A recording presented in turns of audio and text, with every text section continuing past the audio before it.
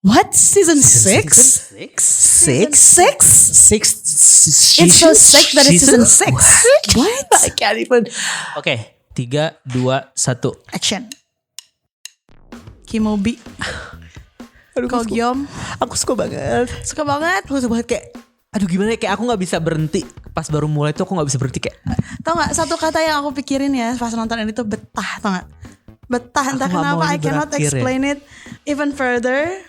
Tapi harus. Tapi betah gitu loh. Iya, kayak aku merasa gak ada sesuatu yang membuat drama ini tuh apa ya, membuat Deal breaker kita gitu. Iya, dan membuat kita jadi kayak pengen buru-buru, pengen tahu gitu. Kayak Iya, mereka tuh bisa benar. ngajak kita slow aja nih, lo duduk aja, lo nonton, lo Ikutin pace ikutin kita. aja gitu. Nggak ada yang perlu diburu-buru, nggak ada yang perlu harus kayak plot twist yang gimana gitu. Ada sih plot twistnya, ada tetap, tapi itu pun juga bagus gitu cara-cara mereka nampilinnya. Penyampaiannya tuh tenang kalau menurut aku. Unexpectedly kita juga memulai ini dengan tenang ya. Tadi kayaknya kita nggak setenang itu rencananya ya. Tadi kayak kita Kita akan berencana untuk geragas mencak-mencak gitu. deh, geragas Iya. deh. Terus kita akan kayak yuk kita tenangin diri ya di tengah-tengah. Enggak ternyata.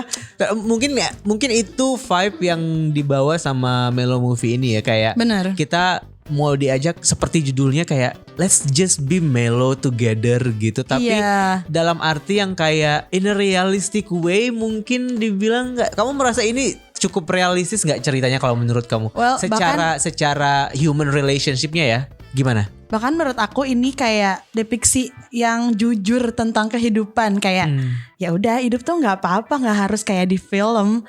Ya dalam hidup tuh emang ada ini, ada itu, ada ups and downs. Dan bahkan kita boleh loh mengambil waktu kita sebanyak-banyaknya untuk kayak resolve this problem. Kayak kita gak usah buru-buru, gak usah geragas, gak semua hal itu harus segera diselesaikan. Kayak take your time. Itu yang pesan yang aku dapet tuh, kayak kadang beberapa hal itu memang ya udah seiring berjalannya waktu kamu juga akan sadar sendiri atau ini akan sembuh sendiri gitu. Itu yang aku ambil. Dan itu makanya yang bikin aku betah. It's very kayak opposite, kebalikannya dari personality aku atau cara aku memandang segala hal. Kalau misalkan ada sesuatu di sekolah ya Kak. Kalau aku tuh pengennya ya gimana ya, kalau sesuatu yang berhubungan dengan klien ya kan, berhubungan dengan orang tua, murid, apalagi ini anak kecil, gak bisa tuh dinanti-nanti gitu kan. Tapi itu tuh kayak ya sometimes you just have to calm down, dan gak semuanya gak harus kamu doang yang selesain. Libatkan orang yuk gitu kan. That's clearly the message from especially Kimobi dan mamahnya gitu. Hai, kamu pendengar baru Ngedrakor. Kalau kamu dengerin episode ini di Spotify, please pencet tombol follow di channel kita. Atau kalau kamu dengerin ini di YouTube, subscribe yuk. Libatin orang dong gitu. Terus berbagi dong. Dia juga ke Giom selalu begitu. Nah itu yang aku highlight dari sini. Kayak it's an honest depiction of life, honest view of life. Bahkan menurut aku semua karakter di sini tuh gak ada yang kayak sempurna. Semuanya tuh punya flaw. Semuanya tuh sangat relatable. Betul. And it's banget. because it's movie core related. Bahkan judulnya aja sangat kreatif. Movie referensi itu kayak bikin kita ya, apalagi yang I know you are a movie enthusiast and I am myself as well. Itu kayak man, this really is for me. Jadi emang ini tuh kayak cerita kehidupan yang kebetulan aja setupnya itu adalah di semesta para filmmaker kan. Iya, kayak sineas gitu ya. Iya, sineas. Nah, menurutku itu yang yang bikin ceritanya jadi terkesan baru, karena mungkin aku sendiri kayak belum pernah nonton drakor yang nyeritain tentang kayak pemeran figuran, sutradara, hubungan antara sutradara sama kritikus dan segala macam, yang adalah side story dari cerita kehidupan orang-orang yang ada di sini gitu. Betul. Dan proses bagaimana kayak mereka mengolah, atau ya sebenarnya ini cerita tentang mencari kesuksesan gitu kan, tapi dalam perjalanan itu kayak akhirnya kita jadi ngerti kalau ternyata yang kita kejar nggak selalu sama dengan apa yang kita inginkan. Apa yang kita inginkan nggak selalu jadi kenyataan gitu. Dan pada akhirnya nggak apa-apa juga gitu. Nah itu, tapi aku setuju sama tadi yang yang kamu bilang, semua yang tadi kamu omongin. Dan menurutku penulis skenarionya Inaan ini sukses banget untuk ngajak kita buat stay grounded sama semua karakternya. Nggak ada karakter yang dibuat terlalu istimewa, terlalu spesial, terlalu larger than life. Semuanya dibuat kayak temen kita aja gitu, kayak orang yang akan kita temui sehari-hari. Benar. Gitu. Sama kayak misalkan Gokyom aja gitu. Walaupun kesannya kayaknya emang dia pecicilan. dan semua selalu berhasil gitu. Walaupun ada juga sih satu episode yang dia bilang kayak kadang-kadang hidup gue tuh kayak film gitu dan semuanya nggak terduga. Dan dia bilang juga kayak menurut gue dalam hidup ini kesialan sama keberuntungan itu tuh udah ada porsinya masing-masing. Pokoknya banyak sekali dialog-dialog dan hal-hal yang wisdomnya tuh banyak gitu aku pikir. Nah penulis skenarionya kan sama Our Beloved Summer kan. Nah awalnya aku ngerasa kayak si karakter Go-Kyeom ini mirip nih sama si Ung. Aku pikir kayak karena mungkin Chae-Woo-sik juga ngebawainnya agak-agak mirip gitu kan dengan cara dia ngelihat karakternya atau mungkin rentang usianya juga di range yang sama gitu ya. Benar. Tapi seiring episode berjalan kayak ada ternyata banyak sekali perbedaan antara si Go-Kyeom sama Ung terlepas dari aktornya sama, penulisnya juga sama gitu. Kalau Ung kan depressed banget ya anaknya gitu dan seorang yang emang diceritakan tuh kayak susah buat melepaskan, masih yang kayak gagal move on segala macam. Kalau Go-Kyeom tuh menurut aku orang yang unexpectedly gue mau dia punya mentality kayak gini gitu. Karena kalau dilihat secara kita nonton drama ini tuh kayak kesannya nih orang tuh nggak realistis banget, tapi di saat yang sama juga dia adalah gambaran orang yang paling realistis gitu, yang nggak ada ambisi ada tapi ya udah jangan terlalu kayak gimana. Benar. Kalau nggak bisa ya udah nggak apa-apa, nggak usah dikejar terlalu gimana, coba lagi aja. Tapi ketika emang dia menemukan passionnya dia, ya udah dia akhirnya ngejalin aja gitu kan. Dan itu yang aku suka, kayak awalnya dia ngerasa dia suka film nih, oke lah gue terjun, sangat suka film ya. Gue terjun lah ke dunia film gitu. Terus nggak sengaja malah jadi figuran gitu kan. Tapi ternyata ujung-ujungnya dia nggak jadi aktor juga gitu, karena emang jalan tuh nggak di situ. Dan itu pun tidak membuat dia jadi kayak orang yang pada akhirnya tidak berarti dalam tanda kutip gitu, karena passion dia tetap ada di situ, tapi dia bisa menemukan jalan yang lain gitu. Itu sih kayak sebenarnya kecil, mungkin nggak secara langsung buat dikasih lihat dalam dialog atau apa, tapi ketika nonton secara keseluruhan tuh kayak itu dia karakter ini enak deh ngelihatnya, kayak mau deh. Secara message-nya gitu. Juga very subtly, secara pelan-pelan, secara bahkan nggak terang-terangan, cara si penulis tuh pengen ngeliatin ini loh maksudnya yang pengen kita liatin. Kadang semuanya tuh go with the flow aja kayak air, terus tiba-tiba kita akan nangkep gitu. Oh iya, kayak misalkan kan narasinya selalu gantian ya antara Gyeom sama Mubi ya. Nah narasi mereka pun ditulis seperti karakteristik si masing-masingnya, kayak bukan tiba-tiba orang yang kan biasanya voice over movie yang karakter itu menarasikan adalah nanti di kehidupan yang udah dia sudah wiser, kinder, udah menemukan semua jawaban kehidupan, baru dia menceritakan kembali kehidupannya. Ini enggak, si narasinya pun tetap dengan kekehannya si Gyeom atau dengan Kim Woo-bi yang selalu skeptis misalkan tentang kehidupan.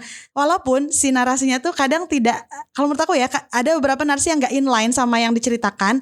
Terus aku sadar, oh itu kan narasinya adalah point of view misalkan Mubi ya. Mubi sedang menarasikan ya hidup itu adalah memang kesedihan itu kadang tidak bisa dibagi segala macam gitu ya. Yang dia omongkan itu kadang berbalik dan bahkan tidak ada korelasinya sama sekali sama yang terjadi di screen atau yang sedang kita lihat. Bentar, kok Mubi tadi bilangnya A padahal justru itu tuh Z misalkan. Atau sesuatu yang justru completely opposite. Lalu aku di sana, oh iya ini kan Mubi yang sedang ngomong, ini point of view Mubi. Walaupun hidup itu tidak begitu, tapi menurut Mubi ya begitu gitu.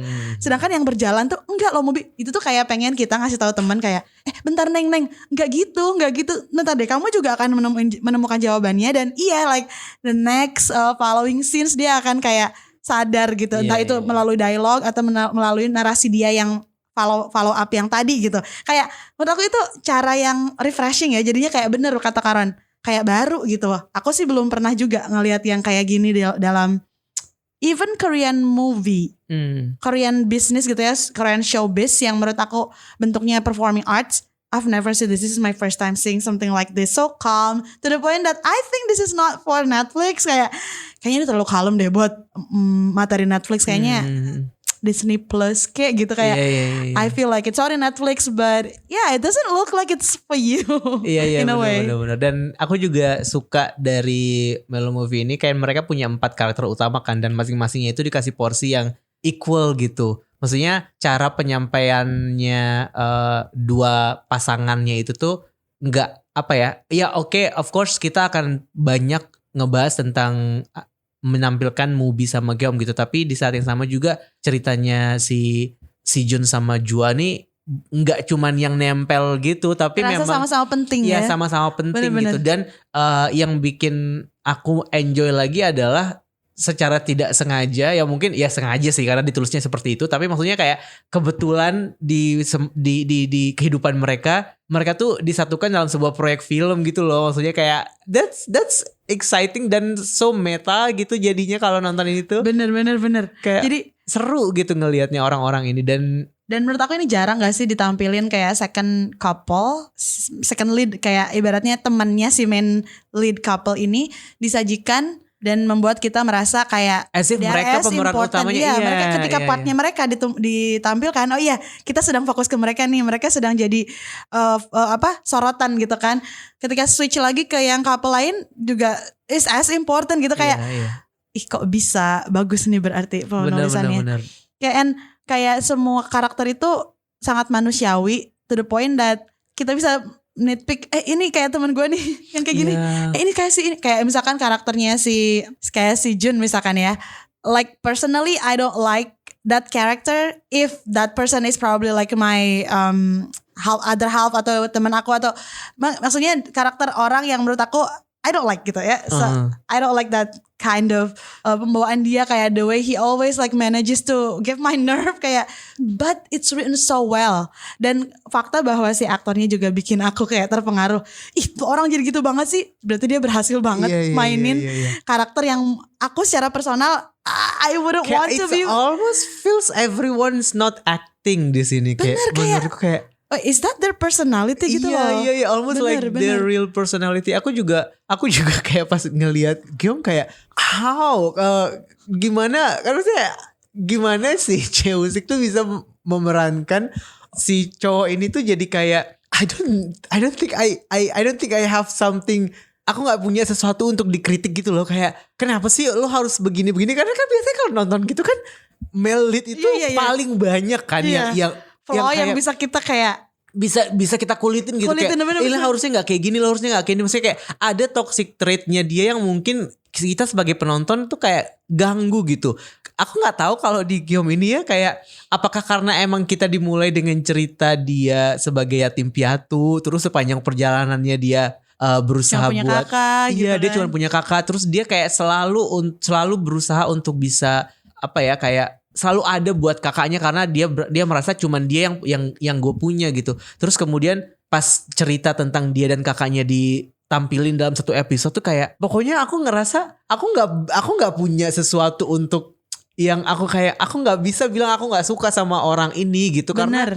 Karena dia tuh ditulisnya tuh sangat-sangat realistis gitu loh. Kayak aku ngerasa asli Chae-woosik is like he's a craftsman actor. Kayak dia sangat baik menampilkan mendepiksikan karakter ini sampai sebelievable itu, to the point that I think that's Chae-woosik gitu. Itu kayaknya gitu. Chae-woosik udah di screen itu kayak. Dan itu juga yang aku rasakan ketika aku nonton Our Beloved Summer juga gitu, kayak dia bisa gitu nampilin karakter yang depressed itu di saat yang sama juga kayak ya dia tetap harus survive, dia tetap harus bekerja, dia tetap harus menjalankan kehidupan. Tapi di saat yang sama juga kayak gue nggak pernah bisa tidur, gue juga selama ini selalu kepikiran sama masa lalu yang selalu mengganggu gitu. Dan dia ngebawa ini itu sangat-sangat believable gitu loh. Iya kayak, bener. I think they are so effortlessly good. Entah apa proses yang mereka lakukan sebelum ambil project ini ataupun project dia yang lainnya. Tapi secara general Chae-woosik selalu begitu gak sih? Like he's a good, that's understatement. He's an amazing actor. That's why he's like in that blue, what chip? Blue chip? Chongmuro blue chip. That's the class, the classification for actors. Ada kayak semacam lo tuh punya tahta gitu ketika lo Chongmuro gitu. Terus kayak he is already in the blue chips, dimana kayak udah di atas Hallyu actors. Dan menurut aku he deserves it. Dan nggak cuman dia sih, aku merasa semua 4 karakter utama ini, even other supporting character tuh mamanya, kakaknya, semuanya sangat-sangat, even peran kecil kayak waktu yang adegan kritikus yang waktu ada satu sutradara yang pas dia nuang yang nyiram apa yang ngebuang soju yang dituangin sama bahkan dia menurut aku di momen itu dia nyebelin banget. Dan we can feel the tense. Iya. Tensinya tuh nyampe ke layar tembus. Terus ketika di adegan berikutnya dia kecelek bahwa ternyata dia sudah mengambil tindakan yang salah dan dia sangat menyesal.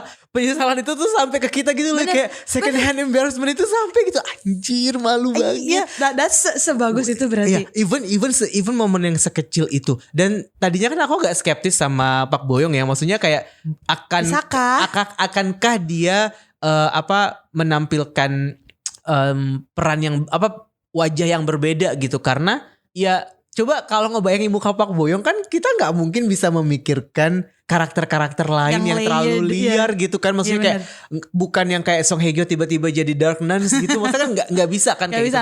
Dia kan pasti akan dapat karakter yang lemah lembut, baik hati dengan wajah seperti itu.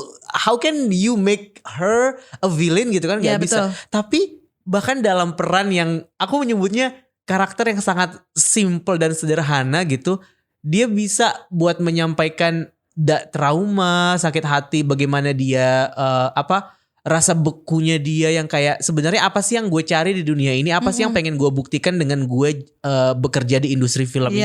Kan sebenarnya ada rasa gatal itu yang ingin dia tampil, yang dia ingin buktikan sebenarnya kan. Dan menurut aku itu terlihat dalam pilihan dia, cara dia, gestur dia sebagai movie, cara dia kayak switchnya dia ketika dia lagi di kantor, ketika dia lagi di rumah, ketika dia lagi di lokasi syuting segala macam gitu. Dan atau ketika dia ngelihat orang lain yang sedang ini posisi dia sekarang kayak aku dulu, kayak cara dia kayak proyeksiin dia ke orang lain juga, itu switchnya benar-benar kayak believable juga sama gak sih? Kayak aku juga kayaknya ini the most layered character kayaknya deh ya yang Pak Boyong pernah ambil bener.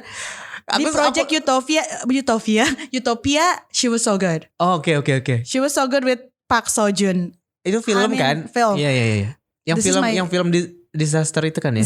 Disaster movie. Ini I like her more here. Like kayak bisa juga mbaknya sangat kompleks layer, dan dia kan pakainya micro expression ya. Iya itu. Right? Kayak dia actingnya tuh nggak yang big movement nggak gitu. Iya. Tapi micro expression dia tuh lebih dari cukup untuk kayak ngasih kita ngerti banget apa yang dia rasain, yang dia lalui. Bahkan setiap dia kayak ngelihat orang tuh, dia berangkat dari pengalaman ini loh yang bikin dia kayak gitu tuh, kayak that's so good Park Boyong. Dan I love how the trauma and the loneliness, kan ini kayak red line-nya grief ya, loneliness gitu. Tapi nggak dibawain atau dideskripsikan sebagai melo-melo banget ya kan, dia kayak tetap over melodramatic, hopeful gitu dalam setiap bener. Apapun yang, maksudnya kayak even ketika episode kita dikasih lihat di satu episode, besok si kakaknya meninggal gitu. Terus di episode berikutnya adalah adegan meninggalnya, itu pun masih tetap hopeful gitu. Ternyata aku pikir akan ada sesuatu yang kayak it's gonna breaks my heart, karena aku pas di episode itu aku sempat yang kayak break dulu kan. Aku nggak mau nih lanjutin gimana dulu.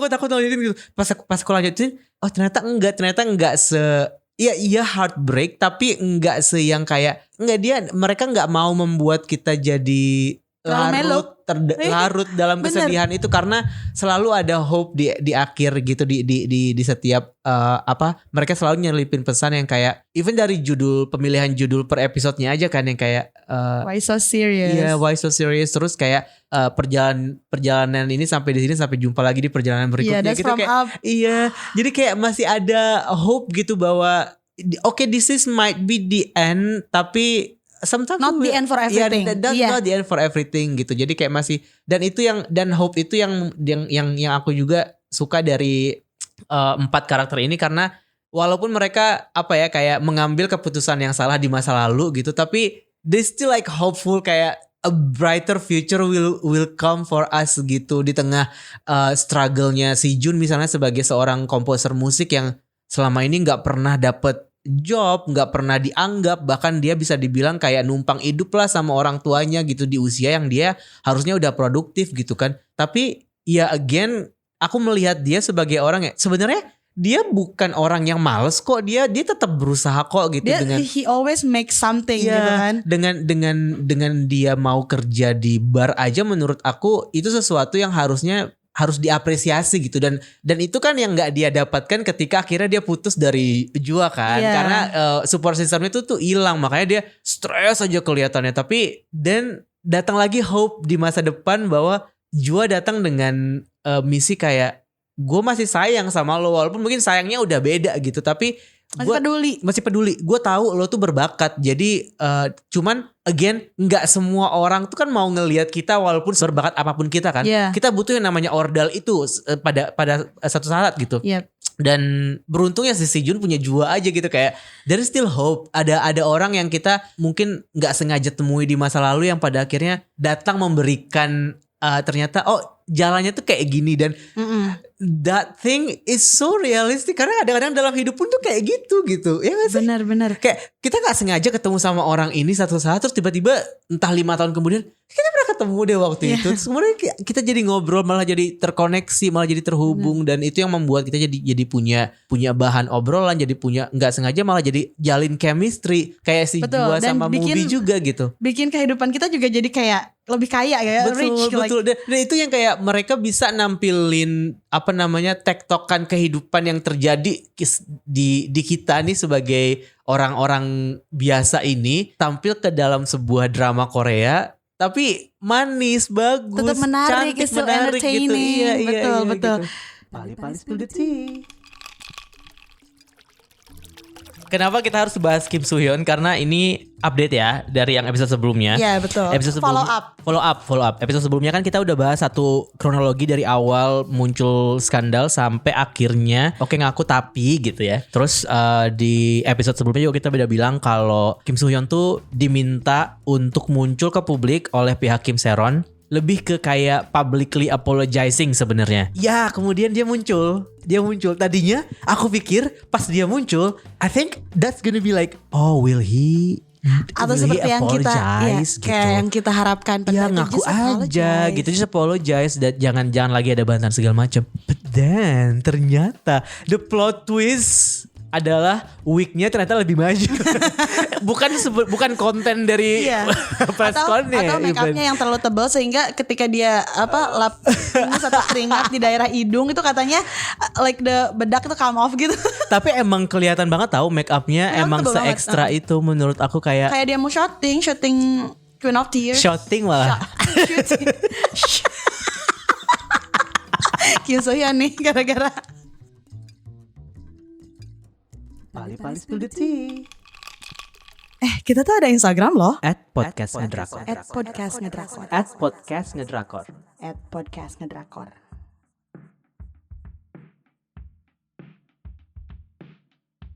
Dan aku juga suka cara kedua pasangan ini tetap berjalan secara paralel tapi ada pengaruhnya ke satu sama lain, yaitu misalkan dengan tidak sengaja, versi film ini ya, tidak sengajanya mereka terlibat dalam satu film gitu kan, terus rumah mereka juga yang berdekatan, terus the fact that they are friends, 3 of them tuh kayak, tapi tetap tidak yang ya kalau ini terjadi sesuatu sama si ini, maksudnya tetap mereka sendiri yang memutuskan apa yang ya gitu loh, kayak persahabatan mereka juga kayak sehat. It's just sehat tapi juga ya tidak sehat, karena it's like friends, shit happens between friends gitu, kayak betul. Ini bagus banget. Terus kayak tadi Jua sama si Jun juga, aku suka konsistensi karakter si Jun tuh ditulis kayak, kan Jua ketika datang kembali ke dia, ya dia memang tetap sepeduli itu, sepercaya itu sama dia bahwa dia tuh orang yang berbakat gitu kan, ngasih hope yang baru. Tapi kan Jua yang dulu sama yang sekarang beda ya, like different Jua gitu. Dan si Jun tuh ngelihat itu gitu. Bahkan kita sempat dikasih harapan kayak, will they get back together or they're not getting back together. Kita selalu dikasih kayak it's either A or B gitu kan. And I love that dynamic, kayak si Jun tuh kayak, aku gak mau, tapi yang sebenarnya yang aku gak bisa move onin tuh Jua yang dulu gitu. Iya. Kekeh yang why don't you like this Jua, kenapa gitu ya, Jua yang ini, Jua yang tetap peduli sama lo, rekan kerja yang can we just coexist gitu kan. Walaupun Jua sebenarnya mah kalau ditanya lagi ke dia, refleksikan lagi, ya of course she still loves si Jun as much as she did, tapi ya dia punya sikap yang lebih dewasa aja sekarang gitu kan.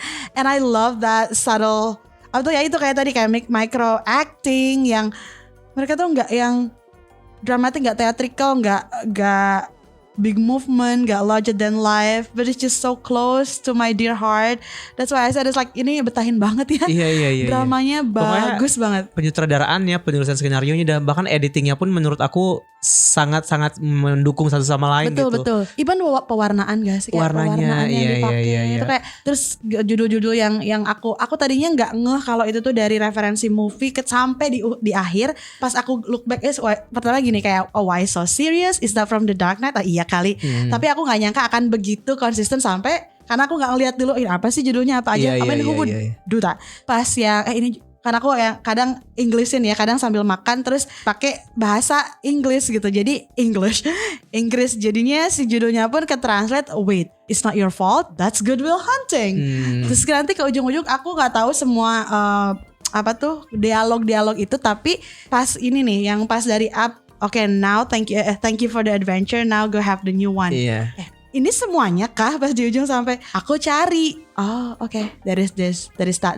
Yang aku recognize cuma 3. Jadi emang konsisten so ya. Iya, dari semestanya tentang dunia sineas, penjudulannya, terus of course di dalam beberapa adegan ada adegan nonton filmnya juga segala macam gitu kan, dan bahkan itu dijadikan kayak ya udah that's the consistent activity yang selalu mereka suka lakukan gitu, nonton film, betul. Ngomongin film. Mungkin itu juga yang bikin aku jadi, karena banyak Easter egg gitu ya. Jadi kita sebagai orang yang suka nonton jadi kayak pokoknya aku kalau hal-hal berbau meta kayak gini tuh aku suka deh. Bener. Jadi kayak meta cinematic. Film ngebahas tentang film tapi real film gitu yang ada di dunia nyata gitu, bukan film yang dibuat untuk film itu gitu, ngerti gak sih? Right. Yeah, I know. Iya kan? Kayak kita pun jadi like we know those reference. Jadinya klik karena that's like the actual thing that we watch. Karena dia juga sama kita. Kita juga nonton film itu juga gitu. Jadinya kayak seru pokoknya. Seru banget. Ini beneran sih kayak aku nonton ini awalnya tadinya cuman karena emang kerjaan. Karena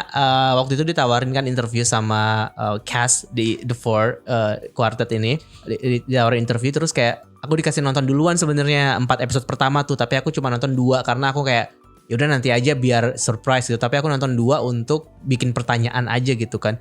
Tapi pas aku nonton 2 kok unexpectedly gue mau ngikutin ya, kayak kayaknya bagus ya gitu kayaknya. Dan pas abis ngobrol dalam tanda kutip kayak interview sama mereka gitu, kayaknya vibe orang-orang ini tuh enak gitu. Kayak aku baru pertama kali kayak aku pagi itu pas aku interview kayak aku mabuk deh ya kayak soalnya aku gak tahu dari mana datangnya semua kepercayaan diri itu. Terus kayak tiba-tiba aku memperkenalkan diri dalam bahasa Korea, sok-sokan segala macam gitu. Terus aku nggak nyangka kalau ternyata reaksi si Cheusik sama Junyongnya bakal seheboh itu. Tuh si Johnsoninya juga bakal se excited itu gitu. Bahkan sampai yang si Junyongnya sampai yang tepuk tangannya kayak gitu.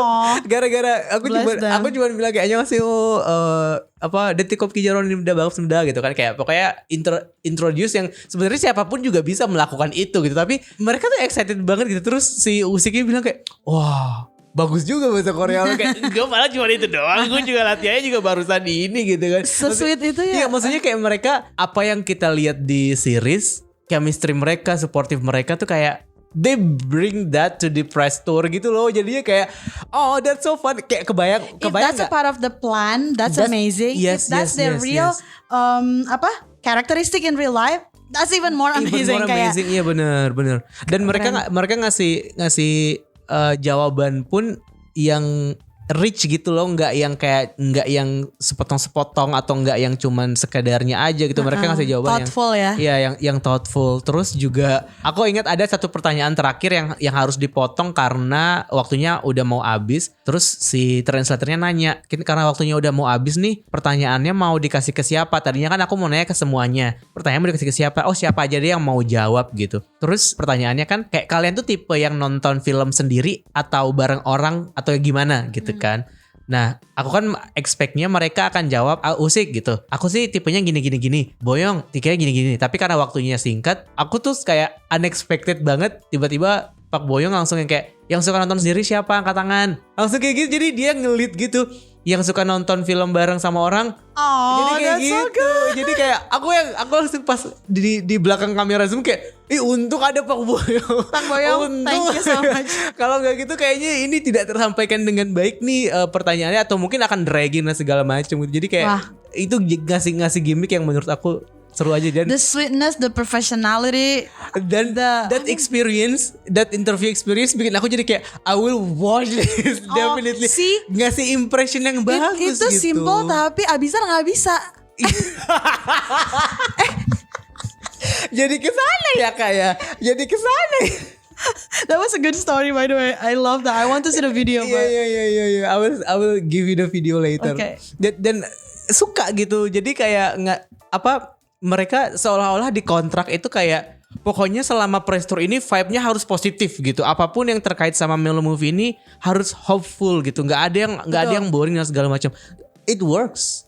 Mereka menampilkannya dengan sangat baik di drama, dan ketika di interview pun kayak fun gitu. Mereka welcome gitu loh. Kayak seperti kita pas pertama kali nonton Melo Movie ini, kita seperti disambut ke dalam sebuah dunia fantasi yang penuh warna. Walaupun aku gak terlalu suka ya dengan cara penempatan musik mereka yang terlalu kenceng sebenarnya, tapi itu bukan jadi sesuatu yang kemudian aku permasalahkan, karena the story how they wrote the story, the performance dan kayak the delivery, everything, the editing. Betul.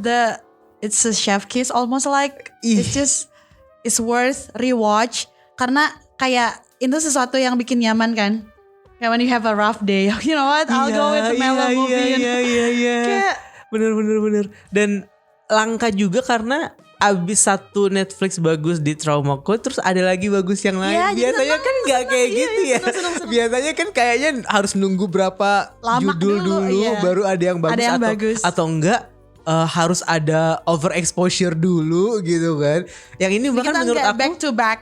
Menurut aku ini bahkan kayak nggak terlalu ada banyak loh mereka promonya. Aku nggak terlalu kena exposure yang terlalu berlebihan gitu. Tapi kadang-kadang emang that's literally hidden gem sebenarnya. Yeah, and like good story will find its own way to kind of nyampe ke orang yang tepat, yang tahu yang tahu bagaimana cara mengapresiasi ceritanya gitu. Tahu orang ini tuh akan suka nih sama gue. Gitu loh kayak. Bener. I think Netflix good job for putting this two back to back in close weeks kayak. Iya bener. Iya ini pokoknya kalau misalkan temen ngedrakor dengar episode ini dan kemudian belum atau nggak tahu tentang Melo Movie, nonton deh. Aku yakin akan betah banget seperti aku, seperti Mamal juga, kayak ketika udah sampai di episode ujung tuh kayak ya beneran nih. Lagi. Ya beneran nih udah lagi. Mau habis karena ya kayak it's a warm hug from everybody dan for everybody gitu menurut aku juga. Betul. Kayak ini bener-bener kudos to everybody involved. Suka banget, dan sutradaranya ini bener sutradaranya startup. Kayak siapa? Kim namanya Oh Chung Hwan. Yes, startup Big Mouth, Hotel de Luna gitu. Terus Doctors juga. My Love from the Star even. Kim Soo Hyun. Oke. Bikin lagi please yang kayak gini. Please bikin lagi. Tapi pastikan castnya emang mendukung sih ya. Betul. Ini aku merasa kayak ini mereka, ya Choesik tuh aku nggak bisa bayangin Ko Gyeom diperanin yang lain gak sih? Like it's yang lain tuh nggak punya charm yang usia tua dengan memerankan anak muda. Kayak lo bayangin aja Pak Boyong sama Usik masih disuruh pakai baju SMA masih pantas gitu. Ya mereka emang ilmu sih. Iya. Terus aku mau ini penting banget mau dibahas pemilihan cast si bocilnya yang Ko Gyeom yang kecil sama Mubi yang kecil mirip banget. They share the same like vibes. Iya. Walaupun mereka udah banyak perbedaan ya, kayak they are growing so differently sebenarnya. Tapi entah kenapa ya I see Pak Boyong and that bocil and I see kok. Aku sempat tadinya pas pas interview itu sebenarnya mau ada sutradaranya kan, terus akhirnya nggak jadi. Padahal aku pengen nanya gitu kayak, how did you find these two child actors kayak mirip banget? Atau mungkin karena emang ini tuh karena Usik sama Pak Boyong emang muka orang Korea pada umumnya aja jadi banyak gitu. Tapi for this specific characters, nemunya pas banget. Bahkan Mubi kecil tuh giginya kayak kelihatan sama, kayak kamu bisa membayangkan oh iya gigi itu nanti akan tumbuh besar pas dewasa tuh jadi kayak Pak Boyong gitu. Pak Boyong. Iya, kayak gigi. Iya benar.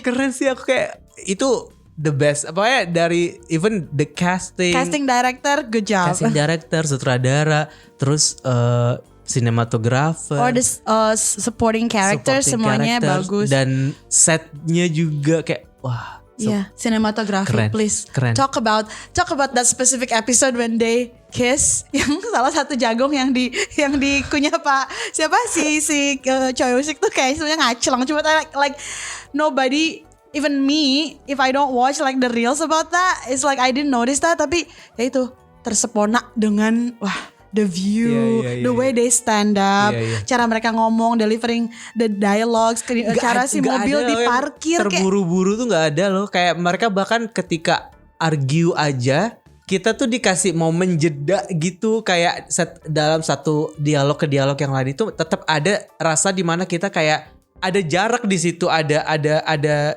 koma di situ. Iya benar. That's a good way to put it. Nggak apa ya?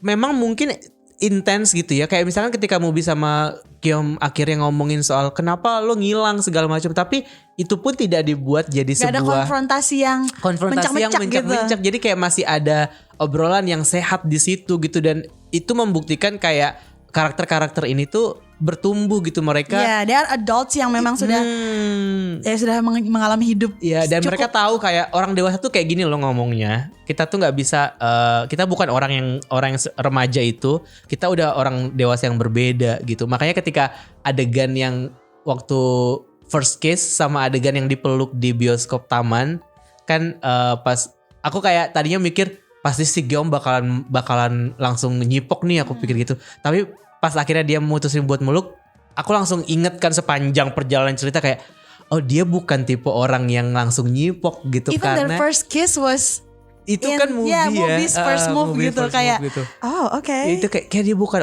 tipe orang yang gitu, karena orang yang tumbuh dengan apa film-film terus cuman berdua sama kakaknya, dia nggak terekspos dengan real life romance selain sama movie, kayaknya nggak akan segeragas itu betul. Aku pikir. Jadi kayak dan itu kayak make sense ya, pertumbuhan karakternya Gyeom tuh oh iya emang kayak gitu kehidupannya pun gitu. That's so neatly crafty, well done. Pokoknya ya udah, pokoknya teman-teman cobain deh tonton kalau yang belum ya. You're gonna stay there and then hoping that it will not end, dan akan berharap 100 episode bisa nggak? Iya benar. Sampai ada. Benar.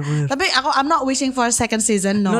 It's just that ini udah gitu. Udah kayak dan aku mau revisit kayaknya. Iya. Karena ini tuh kayak cerita pendek yang ketika nonton ketika diselesaikan terpuaskan, terus ketika dinonton lagi masih tetap terpuaskan lagi tanpa kita harusnya kayak oh I want more enggak. Jadi kayak stop sampai di situ dan nikmati aja kepuasan yang dirasakan setiap episode dan sampai akhirnya berakhir itu kayak. Yeah, you know what? Like we keep saying this word like demure, right? Like let's be demure. I'm demure. This is the literal definition of that word. Oh iya. Demure. Iya. Calm, gak mencak-mencak, mindful gitu kan, kayak this movie is somehow like you can actually define it as shy. Iya. It's a shy movie about shy people, but it's very honest, very somehow blatant. Dan udah deh, kayak I'm running out of words to even describe this. Like how much I love it so much. I love it so much. Nonton Milo Movie di Netflix cuman 10 episode. So anyway, ini drama Korea sekali duduk abis. Jadi enjoy the Milo Movie. Dan kalau misalnya penasaran sama interview bareng sama castnya, bisa dibaca di Detik Pop. So thank you for listening for this episode. Thank you. Sampai jumpa di episode berikutnya. Annyeong.